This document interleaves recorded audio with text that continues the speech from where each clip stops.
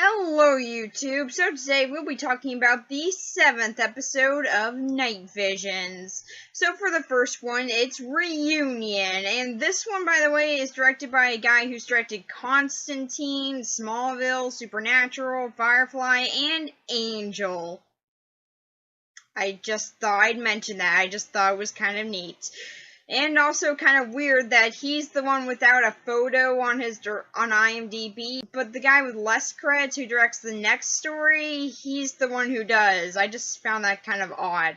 But yeah, anyway, so this one is about Dale Stillman, a congratulated soldier who just got back. He's contacted by some members of his old unit who he hasn't seen in a while, and they invite him to go see them later at a bar. So he goes there after the ceremony, and his PTSD is getting pretty bad. So he goes and takes his medication, but he's still hallucinating a bit, and this is mostly where we get flashbacks to what happened to him during the war. Pretty much, they drove over a landmine, and one of the members of his unit, Jimmy, was trapped in the Jeep, so he had to go get him, and they were under heavy fire, and eventually eventually there was a gas attack in which he went out wearing a gas mask in order to try to find help, where he was then kidnapped and was tortured for a while, but eventually got out, somehow. And just as he's remembering all that, his friends finally show up after like 2 hours. You know, Dale, at a certain point, maybe you should just leave. I'm just saying, this is taking a while. So they finally show up and they get to chatting for a little bit, but something seems kind of off about them, until eventually they just decide to tell Dale what's really going on. That being that he didn't really deserve that Medal of Honor that he got. What he actually did was just get very afraid by the whole scenario and didn't end up helping anyone and actually just ran away, and then gave up the coordinates of the rest of his units to the torturers who never even touched him. He just saw what they did to someone else. So, yeah, it turns out they all died, and this is just his way of dealing with that. So now that he's realized what really happened, all of his old unit gets shot, and so does he, which somehow results in him actually dying. How a PTSD hallucination resulted in actual death, I don't know. There's not even a bullet wound or anything. Yeah, it's just sort of an odd ending to me, because, like, it doesn't really make any sense. Like, he was shot in a hallucination, and there's still a pool of blood, and yeah, he's still dead, but there's no actual wound from that. Maybe if he just actually ended up committing suicide or something, then that would have made more sense to me, but no, that's not what happened at all. Instead, in actuality, he died from a hallucination. I don't get that. So that's just kind of an odd ending to it, and overall, actually pretty good story. I was kind of surprised when I looked through the comments for this video, and it seemed that a lot more people liked the second one more than this. I gotta say, I'm in the minority that doesn't feel that way. To me, this was just a far stronger story. I'll get into why more when I get to the second story, which, oh my god, there are so many problems with, but this one definitely had much more of an originality feel to it. Even though, yeah, dealing with PTSD in a horror setting is something that is fairly common, to me this just does it pretty well. A lot of that comes through the visuals. We really do get to get inside Dale's head in this story, and I really do like how we do that. There's a great moment in the bathroom, which is something that I never thought I would say, but yeah, there's a great moment in there where he's just looking at himself in the mirror, but when he just looks up for a second, then the whole entire room is just distorted. It doesn't even look like he actually notices any of this. It's just something that just happened, and I really do like stuff like that. So yeah, this story is really great with the visuals. It's like that Now He's Coming Up the Stairs story, just it goes much further into it, and I really do like how they did that. So it's definitely great in a visual aspect, but are the characters likable? Well, I'm a bit mixed on that. So, for one, let's go into the most important ones, Wally and Gus. Why? Because I just want to get them out of the way. They're two old guys that just sort of hang out at the bar and argue about war. And also make bad jokes. They're okay. I mean, they're pretty cliche characters, but the actors do fine enough, giving them enough personality to help them stand out a little bit. So, yeah, they're decent. That's kind of all I gotta say about them. Yeah, for the soldiers, let's start off with the main one, that one being Dale. Now, he's a fairly interesting character, despite being a tad predictable. Like, to me, it was very obvious where his story was going, especially when we start seeing the flashbacks that show him just being a complete hero. And yeah, you can kind of easily tell that either that's what's really messed him up, or he's just not like that. And yeah, you can kind of see that early on. Now, yes, I know that a lot of soldiers can actually be total heroes in war, and I have respect for anyone who goes out and fights in war. They're risking their lives to protect our country, or any country really, and I highly respect that. They're some of the bravest people that I've ever heard of, and the way they're treated when they get back home is horrible most of the time. So for me, I do have a little bit of a hard time criticizing his character, given that, for one, I've never been in that scenario, and it was a very extreme one too. So I can't really criticize him for being a coward, because yeah, I do understand that's a very natural reaction to that. However, what I do criticize him for, and what makes him a whole lot less likable of a character, is that he took credit for something that he didn't do. Now, yes, I do understand him imagining it better, but still, a lot of men died for what he did, and he did run away. So to me, he's not that likable of a person due to the fact that he took credit for all of it, and that he's congratulated for it. And honestly, it just makes him seem rather selfish. That said, though, for most of the story, he is fairly likable, and yeah, and honestly, I feel like he did kind of get what he deserved here, and I feel like he'd still be a likable character if he just didn't take credit for something that he didn't do. Also, his actor was on Ghost Whisperer. That's not important, but I grew up watching that show with my grandma, so I guess... So yeah, I just wanted to mention that. There was no real reason for me to mention it other than that, but yeah, we used to watch Ghost Whisperer in the basement.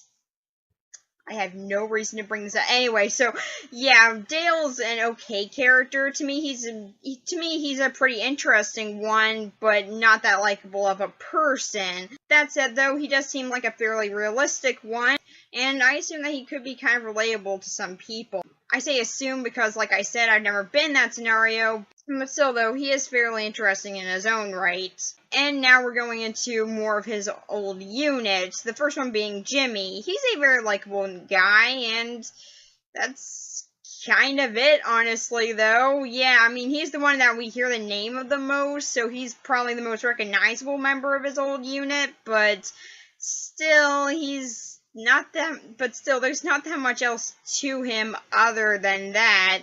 He's a likable enough person from what we see, and yeah, his actor's good.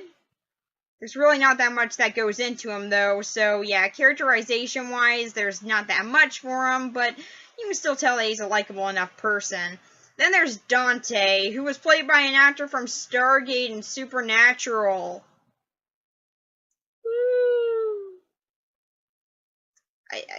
I spent like an hour looking up all the actors now. It wastes a lot of time, but sometimes it's worth it, because sometimes you learn people were on Ghost Whisperer, so yeah, truly important.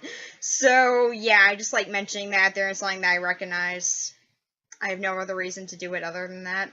Dante has much more of a character to him. He's much more of a hothead, and yeah, you can sort of see him enjoying what he's doing in the war, and he's much more of a brave, and he's far more brave than someone like Dale was. So to me, he's the more characterized other member of the unit, and I do like him enough, and again, the actor does a good job here. Then there's Sam, I think. They don't really say the name of the third member of his unit, and I'm just assuming that was Sam, because I don't really know. Just IMDb lists one of them as Sam. He looks kind of similar to the guy who was the third member of the unit, so I guess Sam is the third one? I don't know. But, yeah, so I'm just gonna assume that his name is Sam. It might not be, though, so if that wasn't his character's name, I apologize. But Sam is there. yeah, like I said, his name's not even really said in this story, so yeah, he's the one who gets the least characterization, even less so than Jimmy, whose big part in this story was getting stuck under a Jeep. Sam, though, is there.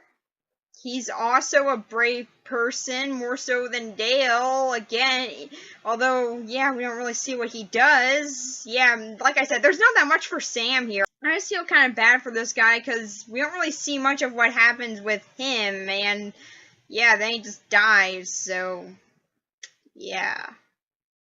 He's okay, though, for being there. Like I said, he doesn't do much. So yeah, for the story Reunion, I actually very much enjoyed it. To me, it's like, what if Silent Hill Homecoming was good? And yes, I know people like Silent Hill Homecoming. I thought it was okay, but to me, this is how the story should have been handled.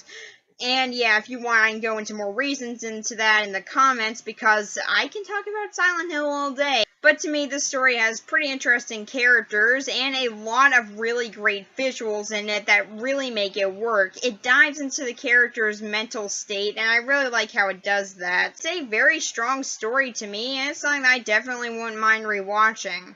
So now let's go into the second horrible story for this one. So have you ever seen that pretty famous Twilight Zone episode, The Monster on Maple Street?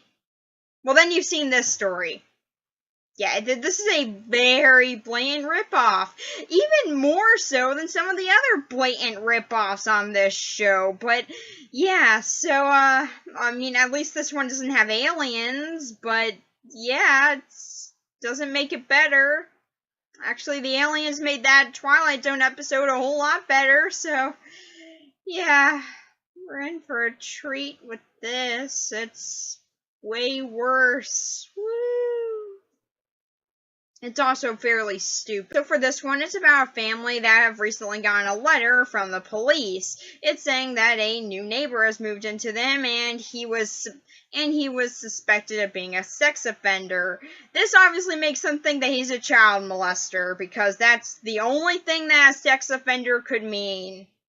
The father does mention this, to be fair, but yeah, he only mentions it once, and once he does, his wife immediately shoots him down, so I guess that means that no, clearly he's just a child molester. That's just how it works. They never even question the fact as to why he got out of jail. Maybe he's reformed. You know that that's a thing that can happen in prison. That's kind of a big point about prison for some people, is to get reformed. But no, clearly, giving the benefit of the doubt to a person is a dumb idea. Let's just creepishly watch him with binoculars from our window and make our kids leave a playground, because even though we're watching them, he's sitting on a bench, and that's diabolical. To be fair, I'm not a parent, nor is there a sex offender living next to me, so yeah, I don't know how I would react to this scenario, but it definitely wouldn't be in the way that they go about this. But yeah, they get worried because, well, most of them have kids, and yeah, so that's what makes them get to the jump that he could be a child molester. Again, I say he was a sex offender, not a child molester.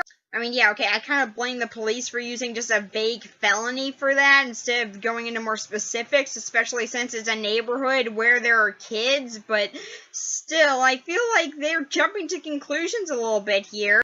So yeah, they don't actually form a neighborhood watch. Instead, they form a group of 4 families that have decided to creepishly stalk this guy.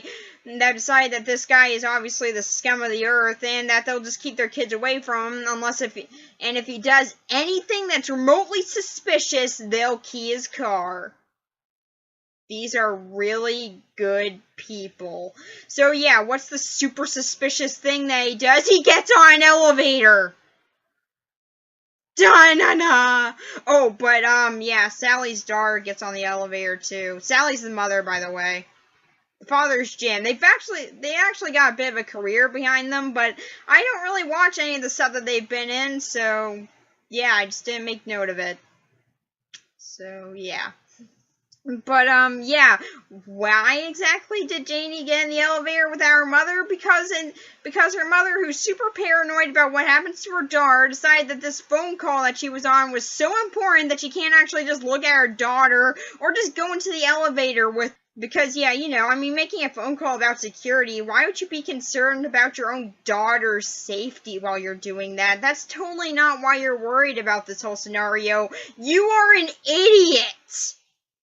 I mean, Sally's an idiot. I really do not like Sally. She's pretty much the one who's just like, oh my god, we have to do something about this, but she does nothing about it, and she's even kind of hypocritical in the way that she acts about this. Like I said, with that phone call, she's really worried about her own child's safety, but doesn't even bother to look at her or just carry the phone with her onto the elevator. So yeah, she's throwing blame around, but she should be getting some of it herself.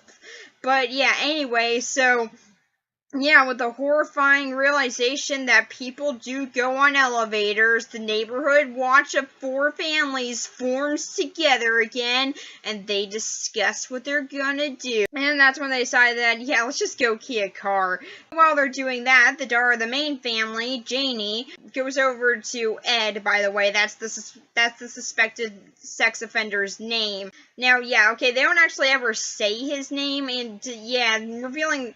And yeah, when we actually consider the twist, that's not actually his name, but that's all that we're ever given, so I'm just gonna call him Ed. Janie goes over to his house because her friends dared her to, because yeah, that's a smart idea. They don't say to do it tonight, but she decides, why not? So yeah, she goes there, and instead of taking a picture inside the house, they say that you need to steal something from this guy, because committing felonies is fun, I don't know. So, yeah, she goes there and she digs through his closet until she finds some old toy of his and she decides to take it out. But, oh no, Ed's getting back. What is she gonna do? She hides in his closet. But then the toy makes a sound and he thinks that this is really weird. I don't really know why. So, yeah, this is the inside of my closet. Amazing, I know. So, 50% of this is just some old toys that I don't Goodwill or sell for some odd reason. And most of them are designed to make noise and still have operating batteries. So, amazingly, believe it or not, I'm going to make you really suspend your disbelief here. This pile of junk falls over. Shocking, I know. And you want to know what happens? Sometimes things turn on. So, yeah, usually that just means I have to dig through it and find the thing and shut it off, and then get annoyed and throw it at the wall, breaking it. But, yeah, so none of that requires a cleaver. Maybe a hammer to break it, but not a cleaver. So, maybe just a bit of an overreaction. Just a tiny bit. So yeah, after hearing a toy, he decides that he needs to grab his cleaver and go inspect this because, I don't know, kitchen knife is too obvious. Seriously, why a cleaver? It's not like you can stab anyone directly with that. All you will be getting is cuts. Seriously, stabbing would be a little bit better. Get a kitchen knife. You're in a kitchen. Just grab that. But yeah, anyway, so yeah. So yeah, he goes over to see what's going on while holding a cleaver. Because yeah, a toy in a closet making a weird noise is super weird to him. Again, I don't really get why. But yeah, Jimmy just runs out of the room and her pajama dress gets torn. So she makes her way back, and yeah, her parents see that, and that's when they ultimately decide, yeah, this guy needs to go. And yeah, no, Janie never actually really explains what happened there because, I don't know, I guess she's just cool with people giving into paranoia for no reason. But yeah, anyways. But yeah, so Ed decided to call the police because, oddly enough, someone breaking into his house for no reason and stealing his stuff was a bit annoying to him. So yeah, he called the police on them, and the parents are really angry about this because he tore a pajama dress. I don't know. So the fathers of the 4-family neighborhood watch decide to get together and they figure out what they need to do about this. And one of them, Alan, who by the way is played by a guy who was in the first Slumber Party Massacre. Like I said, I'm pointing out the important stuff. So yeah, he decides the best idea is murder. Why does he decide that's a good idea? I don't know. But the lawyer agrees.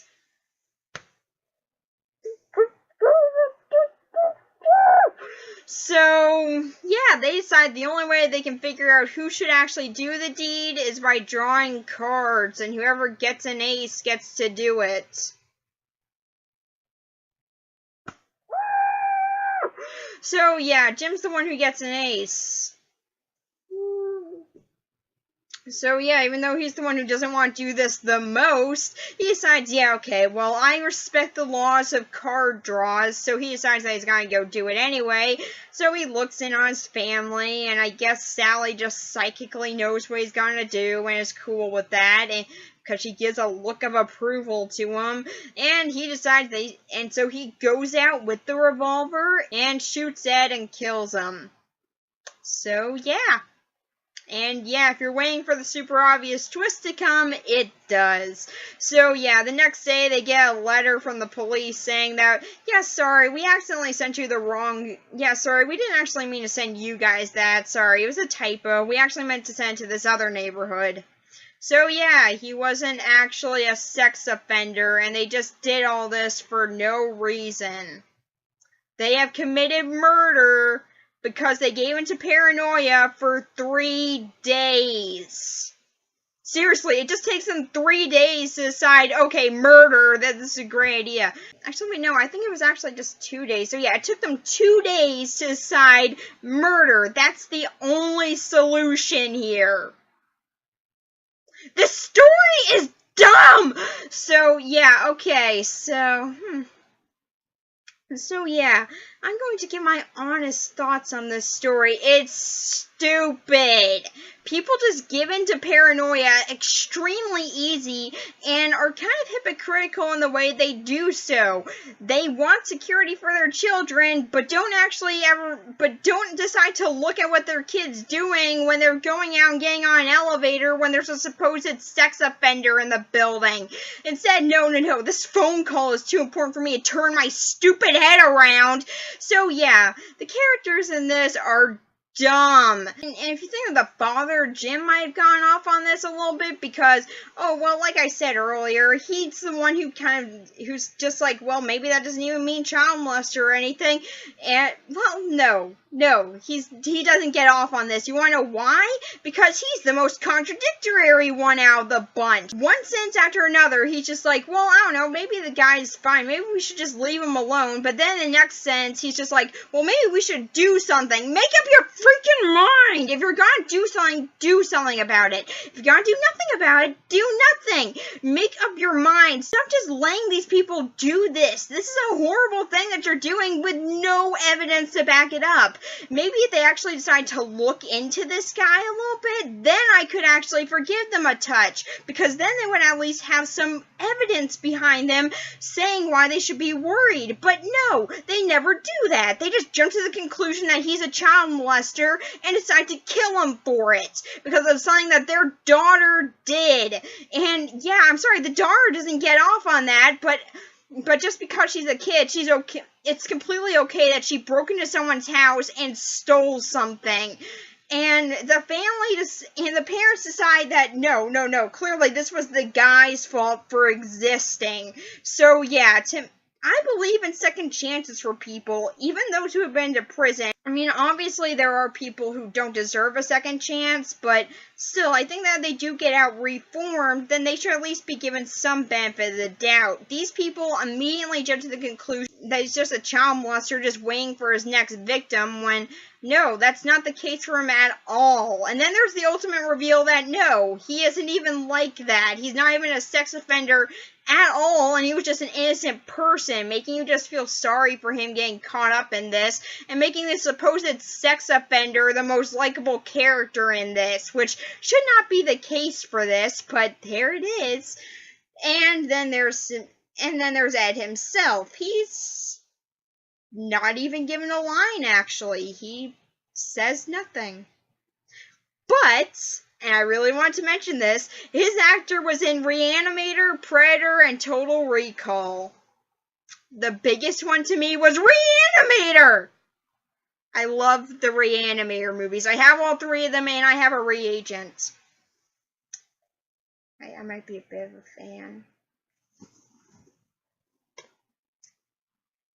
So yeah, I can't tell if you can actually see this, but there's some water from it. It would actually...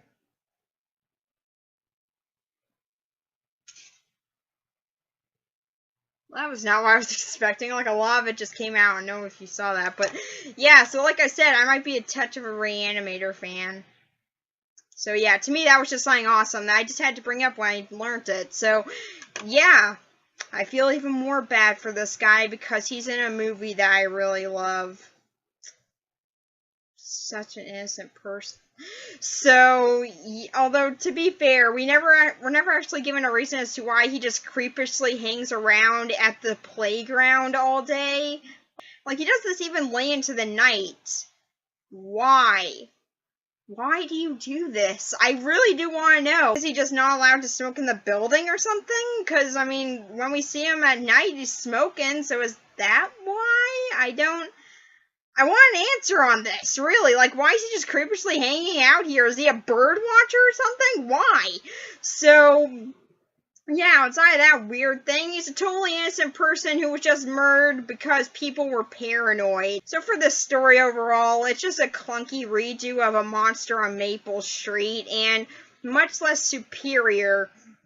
And to me, one of the reasons why that story works very well is given the time period that it came out, and also the way that it gets into the paranoia. There's only one night where it happens, and there's a lot of things that make people afraid. Even someone dies in that story, furthering their paranoia. However, here, nothing happens. Literally nothing happened that was bad. And they just decide murder is the best solution here. So, yeah, to me, that's the original Twilight Zone episode. The story is very obviously ripping off, is far superior, and I don't get why it got the praise that it did in the comments section. Like, a lot of people were just like, oh my god, this is so scary. Like, oh my god, I can't believe it. It's so interesting. It's not. It's stupid. And a bunch of people just gave into paranoia for no reason whatsoever, just because they got a letter. The name on the envelope said, okay, I'm sorry. They don't even look into this at all. They do nothing to actually confirm their suspicions here, which, if they actually spent like a minute or so doing, they could have saved someone's life. But no, instead they decided to just give into the paranoia that they felt for no reason, commit a horrible act. And if you ask me, someone should be arrested for this. Either Alan for coming up with the idea, Jim for doing it, or whoever. Someone should be arrested for this because an innocent man was murdered, and no, they make it very clear at the end of the story that no one was. Instead, Jim just has to look at himself in the mirror, and to his everlasting shame, oh boo-hoo, a murderer got off free because he thought that someone was a sex offender. And by the way, murder is a much more extreme crime than sex offending. So yeah, I mean, obviously sex offending is a very big crime as well, but murder is a little bit higher than that, if you ask me. So, yeah. Just all of these people. Everyone in this story is stupid, and I personally cared the most about the supposed sex offender, and when a story does that, that's not a good thing. At the very least, in Monsters on Maple Street, you spend time getting to know these people a little bit before anything really happens. They're good people that were just driven into diving further into their own paranoia and fears from the time. The 60s were a very scary time for a lot of people, given what was going on in the world, and yeah, the reason why they were so afraid is very obvious if you come from that time period or if you know about it. In that story, there's a whole lot more of a reason for their actions, and we actually know them as good people before that. What do we see with these people before they do anything? The kids at a playground. Yep. just like 5 seconds of kids at a playground. You're really setting up these people for us to like them, even though they commit horrible acts by showing kids at a playground. So yeah, the story sucks, and I hate it. The last one was far superior in my opinion, and this is something that if I ever watch it again, I'll be extremely annoyed about these people again, and yeah, I'll just make my blood pressure rise. So yeah, I don't particularly want to do that. So this story, I recommend skipping amazingly. So the performances are decent, though. So yeah, that's pretty much it. Bye.